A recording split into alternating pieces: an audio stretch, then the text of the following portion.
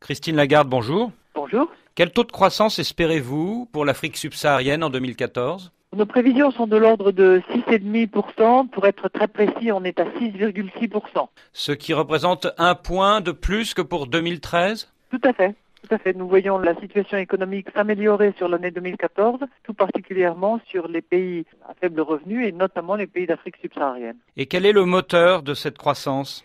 D'abord une reprise un peu plus globale, puisque vous savez que les économies avancées, notamment les États-Unis, mais également le Japon et à un moindre degré l'Union européenne, sont en train de consolider un mouvement de reprise, fragile encore, mais un mouvement de reprise. Et puis les pays émergents qui ont eu une bonne politique budgétaire, qui ont été très attentifs à ne pas faire d'excès pendant la période de la crise financière, sont en bonne posture pour tirer parti d'une croissance qui s'améliore dans le monde. Depuis 4 ans, la Chine est le premier partenaire commercial de l'Afrique subsaharienne. Est-ce que les pays occidentaux ont décroché pour toujours?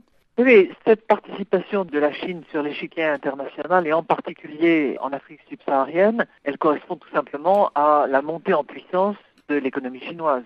Par ailleurs, les économies avancées ont, pour un certain nombre d'entre elles, soit tenu leur rang, soit perdu un peu de terrain. Et ça, c'est l'intervention d'un nouveau grand joueur sur l'échiquier international. En 10 ans, la France a perdu la moitié de ses parts de marché en Afrique. Est-ce que ce déclin vous paraît irréversible? Je ne vais pas vous répondre sur une question précise relative à la France et à la politique d'exportation française, parce que c'est le principe de non-intervention du directeur général du FMI sur les affaires franco-françaises.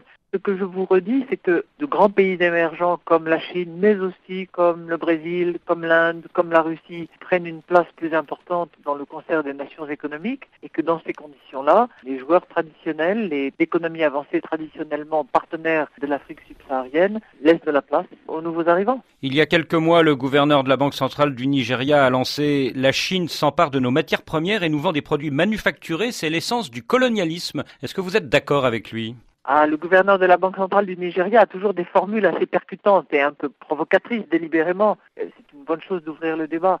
Mais je constate par exemple au Mali où j'étais en fin de semaine que la Chine est présente pas seulement pour acheter des matières premières mais aussi pour construire des grands travaux d'infrastructure, pour participer à l'aide bilatérale, pour être aux côtés de gouvernements africains dans des pays qui sortent de situations conflictuelles. Donc c'est un peu réducteur que de dire que les Chinois achètent des matières premières et vendent des produits manufacturés. Ils font beaucoup d'autres choses et au fur et à mesure qu'ils se développent à l'international, eh bien ils utilisent toute la palette des instruments d'intervention. Mais tout de même, dans l'industrie de transformation, est-ce qu'il n'y a pas de grosses carences et est-ce que les pays d'Afrique de l'Est, peut-être, peuvent montrer la voie à suivre? Les pays d'Afrique de l'Est sont déterminés à le faire. J'étais au Kenya en début de semaine dernière. Très clairement, les autorités kenyanes veulent développer non seulement l'extraction de nouvelles matières premières correspondant à des découvertes, soit dans le domaine du pétrole, du gaz ou plus récemment encore de l'eau, mais veulent également participer à l'ensemble de la chaîne de développement. Donc ce qui se passe en Afrique de l'Est, dans des pays comme le Kenya, le Mozambique, la Tanzanie, on le verra certainement aussi se réaliser dans des pays d'Afrique de l'Ouest.